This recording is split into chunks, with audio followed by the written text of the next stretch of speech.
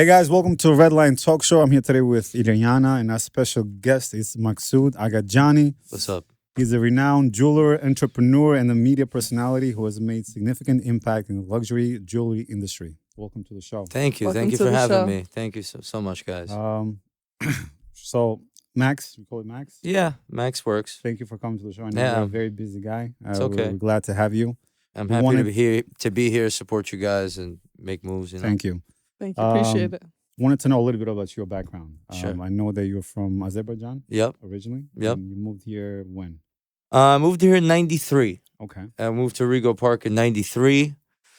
After the Soviet Union collapsed, I know Albania used to be a part of the communists, so Yeah. it had a lot of similarities. Small country, old buildings, built by some central planning, Yeah. and So kind of the poverty type of. yeah, listen, I mean, communism, I could see played a big role in Albania, played a big role in Azerbaijan because it distorts people's minds. All across wherever the communism was, whether it's China or Albania or Russia, people tend to lie because communism itself was a lie. Yeah. So it was hard to be honest, and people believe in the wrong things. So it was only speaking from my own country. But I got out of there after that ended and came to the U.S. in '93. How old were you?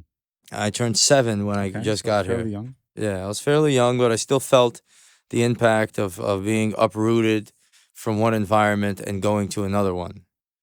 And that was uncomfortable and whatever. But as soon as I had the chance to go make my own money, I went after it and trying to build my own money, my own name. So let's get into that. So you opened up the first, the jewelry company called TraxNYC City, Yeah. 2004. Yep. What made you get into that business? Well, I mean, long story short, I was installing a video game on my friend's computer, and his cousin saw me, this Puerto Rican guy, and he was like, yo, he saw that I was smart, that I was capable, because just the way I was uninstalling the viruses on that computer to get this game on there. So he took me around, gave me like an internship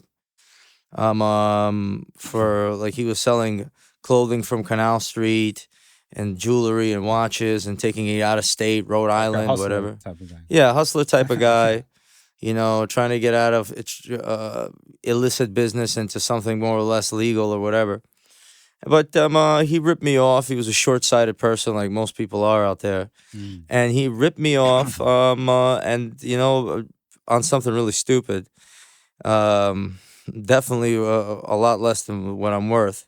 And I found a jewelry store that he was working with, and I came over there. I bought a digital camera on my birthday. I turned 18 in 2004. I bought a digital camera, and I took it down to that jewelry store. I photographed the jewelry there, and I put it up on eBay and sold it and learned the jewelry industry from there. Wow. So that's how you started, That's how I started, from a picture on eBay. from installing a video game, Counter-Strike. Wow. Nice. That's awesome. So, do you think your upbringings from your family had a role in just your drive and your Yeah, I mean, listen, I had an uncle that was successful in business. You go to their house, they have money. And I saw that money could be made, and I believed, and just the respect that he got and the thrill of being able to do what you want Yeah. was something that I needed. I didn't want to experience this life without it. And it wasn't kind of fun for me any other way. And that's what my mind was driven towards from the beginning. And along the way, I learned a lot of stuff. And, but I got to a place where I'm happy. I don't know. No, that's pretty good. So let's talk about TraxNYC City. Yeah. I know it's a very tough industry, right? Sure. Tell us a little bit of an insight of that world. I'm not really sure how it works. Yeah. How tough is it to be competitive in such a very Yeah. competitive industry? It's extremely difficult and extremely easy at the same time. It's Okay. extremely difficult if you try to take the same front door that everybody's trying to go through. Mhm. You're going to be standing in line for a while, maybe 2-3 generations. But point. if you take the side door, Okay. the hidden door, then you could get ahead fast, and you could be very competitive. How do you find that side door? Social media is the way I found it. You know what I'm Okay. saying? Like on YouTube, we finally got up to just right now got up to 2.1 billion views, Wow. 3.6 million subscribers Wow. just on YouTube. You know what I'm saying? And by doing something creative, I was able to attract people to my business. Yeah. And that was pretty awesome. But if I sat there in the booth every morning, taking out my jewelry and putting it back in, that's a different game. I play one game, everybody else plays another game. Most people take a booth, Yeah. $6,000 a month, $7,000 a month. So if you sell 3 watches over the course of the month, you make rent. And if you sell 6 and then an engagement ring on top, you make $10,000, $15,000 on a month. And if you have a really big client or two and you add into that, relative to that 6K rent, you're able to flip this and do that and get up to 20K a month. And that's a long grind, and that's a great way to make a living, and you could feed your family and you could do something like that. But that's not what I do. I don't like to wake up early in the morning. I don't like to do repetitive things. I'm not taking out the tray. I'm not putting it in the display. I'm not selling the jewelry. I'm not doing any of that. And, and I have a big team of like about 60 people. Wow. That I develop to do marketing, to do sales, to do service, to do shipping, to do accounting, and everything in between. And that's the business that I built, and that requires a lot of fuel for a fire. But that was my style of business. But if you're doing a little booth, Yeah. it's a slow grind. You found that hidden door or that side door back in 2004 when you started just with your camera. Correct. At 18 years old, taking Yeah. photos, putting it on eBay. Yeah. At that time, that was a huge innovative idea. Yeah. What made you think of Expand on that? that. And can you expand upon that? Yeah, so that's a great question. I mean, it was a kind of a no-brainer. It was a new marketplace, and nobody was on it. And I just thought, oh, eBay, wow, so cool. It was a next generation thing. At that time, I remember, I'll never forget this. I went to a doctor at issue with my lungs or what have you, and he was like, oh, what do you do for a living? Thinking maybe because I got bronchitis or something like that because. Working construction. I'm like, in jewelry. He's like, oh, you're around the fire. I'm like, no, I sell on eBay. He's like, jewelry on the internet, he says to me. Because he's the great doctor, and I'm just an 18-year-old kid selling jewelry on the internet. Who would buy jewelry on the internet? He thought. And so people are stuck in their minds, and they think that, whether he's a doctor or this or whatever that, people think like, what is this? Just because they're not familiar with it. They don't even know their own limitations of their own mind. But, and because of people like that around me, I kind of dropped the ball. I was one of the first ones on there. And I was able to be in the top 1% of all sellers. And I went to Congress for eBay to lobby over there. And I went to their conferences. Oh, wow. Okay. But I wasn't even scratching the surface of what I could have had at that time to be the first one. It was quite extraordinary. It's like imagine this. Imagine you're run a falafel stand, and and you've got the only one in New York City. You got the whole city lined up. Yeah. You could expand as far as you can imagine, and I could have did that, but I was too young. I had no business ideas. Well, you're no still skills. learning, right? So it wasn't. Well, listen, I mean, when I look back, I already knew it. I didn't believe in myself. Right. You know what I'm saying? I knew there was a marketplace there. I could have, instead of being 18 and 19, trying to start my business and, little footing around and hoping and dreaming and wondering if I'm ever going to make it. If I would have just continued. If I would have just took a couple of pictures of a couple of key pieces, manufactured myself, I would have made $1 million by the time my first year. Right. And then after that would have been millions and millions more. I probably would have had maybe 150 million by now if I would have did it the way it should have been done. Yeah. Or more. instead of the little millions that I have. So Little millions, it says. Do you Yeah. think that the reason why you didn't push forward is probably the negativity from these individuals kind of played a role in that? Or- absolutely. I mean, they were all, everyone was wrong and I was right. And I wasn't arrogant enough to think that everybody's wrong and I'm right. You know, I'm an 18-year-old kid. How could I be right and everybody wrong? Everybody, teachers, parents, friends, family, you know, It people. does discourage you a little bit, right? Yeah, I mean, hey, is everybody wrong and I'm right? And, you know, you'd have to be crazy to think like that. But it turned out that I was right and they were all wrong. And that was when I realized that, a I'm like, hard lesson. yeah, when I realized that, I started to think for myself and make my own decisions. That's why when the new opportunity, eBay's dead, all that stuff is dead. When the new opportunity came around, which is Yeah, social media, I social said, media, everybody's wrong. I'm right. I'm gonna go conquer these different platforms in creative ways and build out my business in completely creative ways, and not make the same mistakes I made when I was the first go around, and fully trust my instincts, yeah. which I did, and it gave me an opportunity to build. So let's talk about that because you come up with some very creative ways to build up that platform. Yes. How do you come up with that stuff? Like being on the streets, Right. doing this little, I guess, what do you call them? Finding the gold, and Yeah. you get to keep it, and you do a lot of giveaways. I mean, that's to me, that's brilliant. But Thank you. I mean, I perceive how people would react. yeah, You know, I'm not in my own head. I'm in the head of the masses, all the other people that are out there.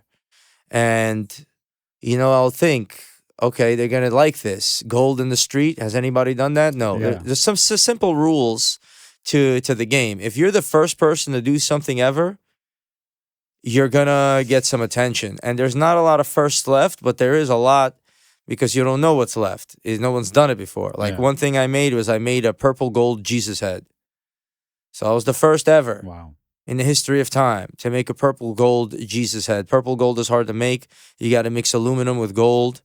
And in order for it to be the right color of purple, it has to cast extremely fast.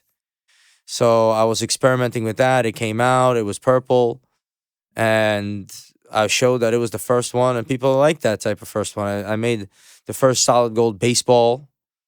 And I hit that with a baseball bat. okay, You know, and nearly broke my wrist. But That you know what I'm must have saying? been So nice. there's first things to do. Now I can make a first golf ball or abstract. And I see Mr. Beast and he does that. I just watched a video of him. Will it float? He makes a boat out of basketballs. Doesn't float. He makes a boat out of, you know, a refrigerator. It floats. It's nonsense. yeah, But people are curious. The mind is curious and wants to see something new, something it never seen before. That's how the mind is functioning. It's trying to understand the world. And if it could see something that's new and interesting and fast and effective, it'll be drawn to that. And at the same time, you put, you know, like your message in there. It's gold, it's this, it's that, but it's TraxNYC.com, it's the jewelry. yeah. And that's just, you know, like Mr. Beast will do that and then he'll do Feastables or something. You've also done some acting. What was it like to be acting in the movie Uncut Gems? It was amazing. I mean, Yeah, you tell know, us about that experience. well, I mean, you know, they auditioned me because they were looking for like Adam Sandler's like sidekick assistant. And that's an easy part for me to nail. You know, I've been in the Diamond District for a long, long time. And I knew it inside and out. And I saw the other people auditioning for the part, and they were not even close to whatever it was. And then I did it, and they loved it. So they gave me the part, and I couldn't even imagine that I was going to be doing this. Like, I'm going to actually go there because I just started in social media and so on and so forth at that time. And I got to go to a soundstage in Long Island, and there's Kevin Garnett, Julia Fox, Adam Sandler Wow. on the set. I'm there with them, shooting scenes for 3 days. Are they cool? Yeah. Yeah. Yeah, Regular they're great. people? They're great. I mean, they are cool. Adam Sandler is a really nice guy. Julia Fox is a really sweet girl. And Kevin Garnett is is an amazing guy too. So they were amazing to be around. Everybody loved it. And it was, listen, it's a movie with these guys, and I got to do a scene Yeah. with me and Adam Sandler, just me and him, and I do most of the That's dialogue. pretty cool. Yes, that's awesome. Yeah, so I have to carry the scene while this guy's doing something, and they loved it, and it was just it was surreal. You don't think it can happen to you, but that's all bullshit. Everything can happen to you, good or bad. Do you want to continue maybe in that field? I'd You wanna love to. explore in that, be an actor. Yeah, I'd love to. I love to perform, and put on a show or whatever it is. For some reason, that's not something I did my whole life, but it turned out something that I really enjoy doing. So I mean, you are doing a show right now, I think. yeah. You are the star of your own show, I think. More or less. Just going around. We vlog and stuff like Yeah, that, or we yeah. do shorts and things like that. But movies are really cool. They're prestigious. Then you go Yeah. into the premiere. Yeah. It's pretty cool. So did your role in Uncut Gems change how people view you in your jewelry business? And did it help grow your business? Of course. I mean, everything helped. You have to compound these things. If you have just one thing, it's Yeah. not going to do a lot.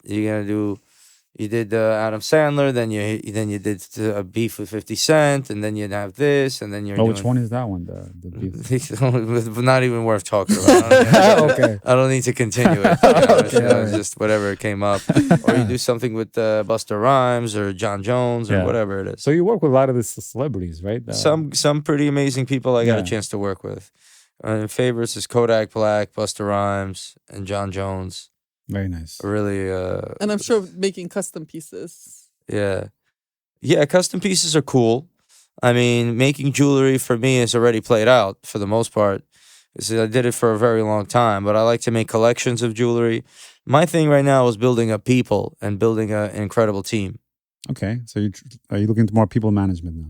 Yeah, I'm looking to develop talented people that, they're in their 20s, they're going to go into their 30s. Or what are you teaching them exactly? What am I teaching them? I'm teaching them practical thinking. Okay. I'm teaching them practical thinking, and I'd love to give an example. Oh, here's a decent example. Somebody, we were like, I was doing something for John Jones, which is, the heavyweight UFC champion. And I'm like, okay, well, we're going to laser his picture on ounces of gold, 10 of them. I'm going to go on the street, give them out. Somebody's like, oh, reach out to him and the charity that he does or that he's affiliated. I'm like, no, bro. Keep things simple. Yeah. Keep things simple, man. Laser his picture of his kick and go out into the street. People's reactions. By the time I figure out which charity, who's running it, what I send, You're wasting what I time. tell, what I this, what I that. Simplify your lives. Get to the point of business. Be practical in your thought. And, it's on a case-by-case basis, I give people instructions. And the best, most important lesson I've ever learned, and I repeat it all the time, I learned a lot of it from Warren Buffett. Because he was able to open up your eyes into the real opportunities. I don't know if you know who Warren Buffett is. Yeah, of course. Yeah. So he had this lesson where he bought a failing, companies going bankrupt. Yeah. He's able to buy it for pennies on the dollar, right? People don't want a company that's hemorrhaging $100,000 or $500,000 a month that's losing money, but it owns land, it owns equipment, but it's a headache. People don't want it, so you buy it for pennies on the dollar. Extremely bargain price. Then what do you do with it? So he's able to, not knowing nothing about windmills, save the company. How? Well, how do you think? Simplifying everything. Right? Something like that. I mean, I'll tell you exactly how it is. He goes into the company. The company's manufacturing these windmills that's causing whatever. And it's a big labor force. And there's not enough customers, there's sales, there's problems, this and that. Sometimes you got to make a hard decision. He fires or lays off all of the staff, stops producing windmills entirely, okay? And then only for the windmills that already currently exist, sells repair parts for 500% markup. So before you had a payroll of $800,000 a month with all these other electricity costs and import fees and raw materials. Now you don't have any of those costs.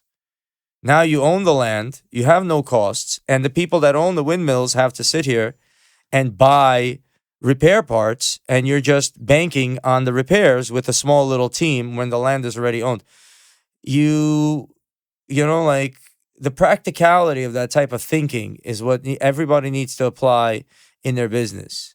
The solution wasn't to come into the windmill factory and find how to make the new best windmill and put it out there and market something new. And, this is no. The point was the money was there. The point was people are buying repairs. There's no other windmill factory to go buy it from. Raise the price, lower the overhead, and now your business is profitable, and you own the land, and you bought it for pennies on the dollar, and the money's coming back, and you barely did any work. And there's always a route like that. And I try to explain that. There's like a company actually in Tirana that I make these bracelets that manufactures, like a family that manufactures these bracelets. And Where? they have 14K in Tirana. Tirana? Our Yeah, Tirana, capital? Tirana. Oh, Yeah. shit. Okay. I was over there, and this woman, she puts these bracelets together. She gave me a gift, so I always make her commercial. She got a family business, a couple of daughters or whatever. She's a Muslim woman Very nice. out there, and she is a very good person. I see her making these things. I'm like, this is a great product. It's because- actually really nice. My mom's in Tirana now. I'll have her buy me one. Yeah, it's we're importing them to New York. And so they're like $450 we sell them for or whatever. And they're doing business, and they're trying to sell these bracelets, but I adjusted their tactic to it. I said, listen, you got a nice product here. Now they're making the one with the skull, the one with the crown, the one with this, the one with that. They're complicating their lives with 20 different models for everybody to this. And that's how you think when you're starting out from the bottom. You're thinking, I got to sit here. I got to open up a deli that makes egg and cheese and this and that and Right. here and there and this. And then you want this bacon and turkey sandwich and everything. So somebody would please come in and buy something. I told them, no, I'm saying? They should be happy to have this product from you. Rolex doesn't do that. They don't make you a digital watch or this one and that one. They have couple of different models: Sky Dweller, Sea Dweller, Submariner, and Daytona. And they'll once a year come out with a new color. Oh, the gray one is out, and then everybody stands in line and just wants the gray one. Don't sit here and give yourself away. You gotta sometimes limit your quantity, and let me simplify your life. That's a good point. And just sell 2-3 different models and say the new one's coming out next year, but it's limited. That's how other people do it. And that's a matter of self-esteem, you know what I'm saying? And stuff like that. There's practical business thought that somebody could apply to their business, and, to do a few things right. If you have a deli or you have this and you make one delicious or 2-3 delicious menu items that everybody's going to come back for, you're going to be able to do way better than the guy that sells everything and everything tastes like garbage. Right. Because people come back for the same thing. You got to sit here and figure out the truth of what's actually going on. Yeah. So essentially simplify and just stick to one thing and not, overcomplicate things. Maybe you got to do something else. Here's another amazing example. This is the best one. Jeff Bezos, fighting for the top richest spot. They're not fighting for it, obviously. Couldn't care less. It's him, Elon Musk, and whatever. And how did he do it? He thought very practically. He's starting out a internet business. Yeah. What's the started first? selling books first. Yeah. Why do you think he did that? Because it was the easiest to sell. It did not require a shelf life. Exactly. I mean, there's several components. Number one, you could go buy books for pennies on the dollar from lots, Yeah. right? You don't need a lot of storage space for them, too. there, when you need a specific one, it's difficult to find because you got to, where the hell am I going to go? Do you have this book? Do you have that book? They might have one at the store, uptown, downtown. Yeah, back in the day, I used to go to 5 different stores to find one book. He simplified the whole process. It's a searchable item. So when you're searching for a specific title, it's easy to reference on the search. So you buy it for cheap. You could warehouse it for cheap. And the people that are looking for it can't find it any other way. It was the perfect item to start with, to bridge and then go out. If he started with furniture, then he would have had to have heavy delivery costs. More space. People returning things. People don't return books. Yeah.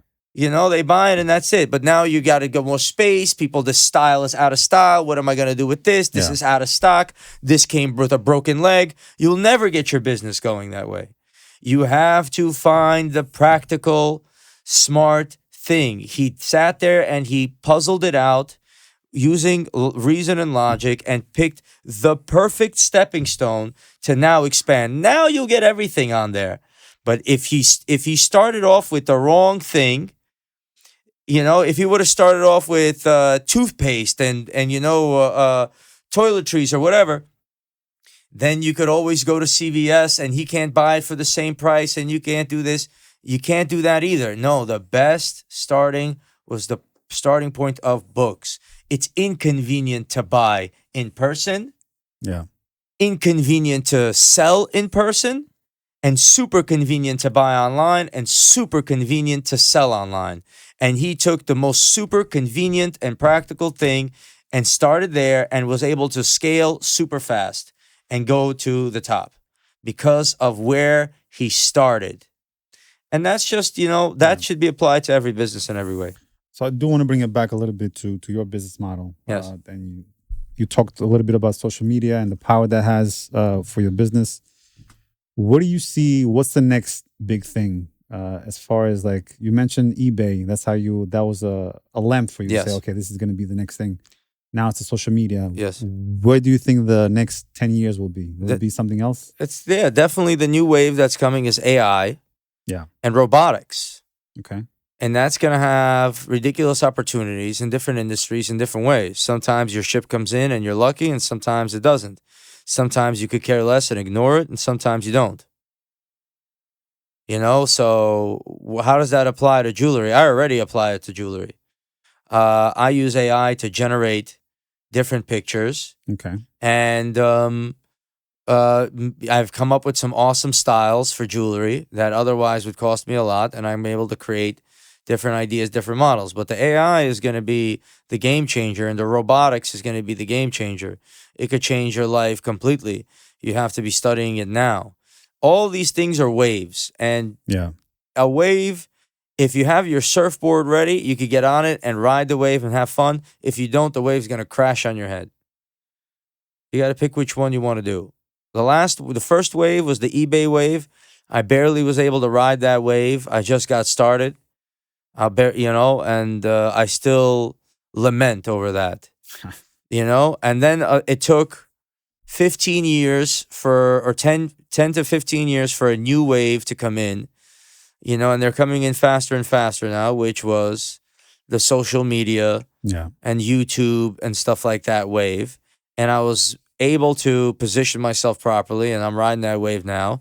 But now I have my sights set on the wave that's coming behind that, which is AI and robotics, and finding a way to make that happen. As far as going back to the marketing, when you start giving out this, the stuff free to people. Yes. Are you one of the first ones that did that, or do other people try to mirror what you're doing now, or is it still you're still by yourself in that whole game? I mean, in the diamond industry, everyone's trying to do something different. Okay. Giveaways, and now they're everybody's riding this wave now, and I was definitely one of the first, especially in the jewelry industry. I'm definitely the first person to walk around and give out gold in the street. I think you. I mean, I haven't seen that. I haven't seen that. Maybe it happened a couple of thousand years ago. I don't know, Masa Musa or something like that. I doubt it. I know there was like an African king and that took a trip to Mecca, or Okay. so they say. And he was giving out gold, and the price of gold went down because there was so much that he was giving out. So they say. Yeah. I don't really know the facts behind that, But how much have you given out so far? Have you ever? I'm altogether probably in the streets. All things considered, I'm closing in somewhere between $250,000 and $500,000. I never really kept track. Wow. I mean, just the 50 Cent was 60 grand of silver. Then John Jones was 25,000 or 26,000. So, that's 86 right there. And there's another 100 some other time. And I've been burying and giving, for quite some time. So I never really kept track, but somewhere around there. Are you gonna keep doing it, or I'm planning. I'll go as high as I could go. If I could get to Okay. $1 billion, I'll go for $1 billion. Oh man, I'll pave the streets in silver and have people pick it up. More power to you. Yeah. We'd love to know the next giveaway. So Yeah, we definitely can will. find out. Yeah. But you also do a lot of motivational advice online. Yeah. What drives you to inspire people? Hey, listen, the world is an extraordinary opportunity for prosperity and happiness. Okay. But it's not getting there because of ignorance and greed and other nasty things. You know what I'm saying? And I could fix my own environment and I could take care of my own things, but then you step outside and it's nothing but chaos and grief and disappointments out there and people struggling. A lot of immigrants and things like that. And, I feel all that pain. Like an antenna picking up signals, for throughout. And I feel like, if I have the opportunity to enlighten people, that's the best thing I could do in my life. Yeah, very nice. And that's my number one thing to do. What's the most valuable lesson you learned so far as a businessman? Well, yeah. So it's all about people. Who are you working with? If you're starting a business, you have one. There's so many metaphors and analogies in life. It's quite interesting. You take a look at any tree that you go to Central Park or anywhere, really, obviously, every single tree started with one little seed. Yeah. Unless it was cloned or whatever. But how does that work? The seed comes with its little packet of energy, pre-built. And that's its starting pack. And then it goes from there. And from there, it gets 2 little leaves to get enough sunlight to grow a little bit of root, to go get the other nutrients, to get 4 leaves, to get 8, to get whatever, and to grow into whatever. So if you're starting a business today, you have one employee that works for free. Happens to be you. Yep. Yeah. You can put the effort in. You're that energy packet. You could put that effort in and work for yourself diligently for free to get to a certain point where you could bring other strategic people on board that are willing to do the same thing for the business and have an interest in its future. And that gets complicated fast. But that's really the start. You are your first employee. You could walk around. You don't have a payroll to meet. But that gives you an advantage over another business. Some other business, a used, say you're in the cars, all right? A used car dealership or whatever. You want to open up, you want to sell cars, cars. The car dealership has to have a staff, has to have accounting, has to make a certain profit margin, has to have this. They can't make $500 on a car when they sell it and then call it a day. But if you're your own employee, you don't need an office. You don't need this. You could provide personal service, the best personal service to any client, and you could sit here and undercut any business out there if you actually are a reliable, respectable person. And you could offer a better price because you could sit here, take a pay cut, and get your foot through the door. That's what I did. Yeah. I was my own employee, and I sat here, and I wasn't greedy in the early on, and I should have actually been more thoughtful about money and whatever. But the number one lesson is it's all about people. Like, I'll just give you one more example, which is extremely important. I had 2 girls working for me, and a letter came in for a loan for $700,000 from American Express. One girl took the letter, she saw it, and crumpled it up, threw it in the trash. The other girl walked past the trash, saw the letter in the garbage, pulled it out, and got me a $700,000 loan, which helped me save my business. Wow. Well, yeah, I had two people working for me. They both looked like just two people working, yet one is putting my whole life in the garbage, and the other one's walking past the garbage and taking my life out of it. So if you're going to have people that are going to put you in the garbage, then, that's that. You have to be able to you have to be the right person yourself and then look at the other person and find out who they are. If you develop the right team from the beginning, carefully and thoughtfully, you're going to be able to fly. Some people are angels, some of them are demons. Yeah. Some people will take you on high and they'll make your life amazing, and they'll be blessing you every day, and you have to learn how to appreciate that person. Other ones are disgusting. Disgusting on the inside, deceitful, just pathetic. You said your family came when you were 7 years old as immigrants. Yeah. And we all know immigrant lifestyle is very hard. Yep. It comes with a lot of sacrifices, a lot of hardships. Absolutely. And when you look at yourself now, accomplished, well-known, definitely doing much better financially. Hell yeah. What keeps you grounded? What keeps me grounded is... Because it's easy to kind of like...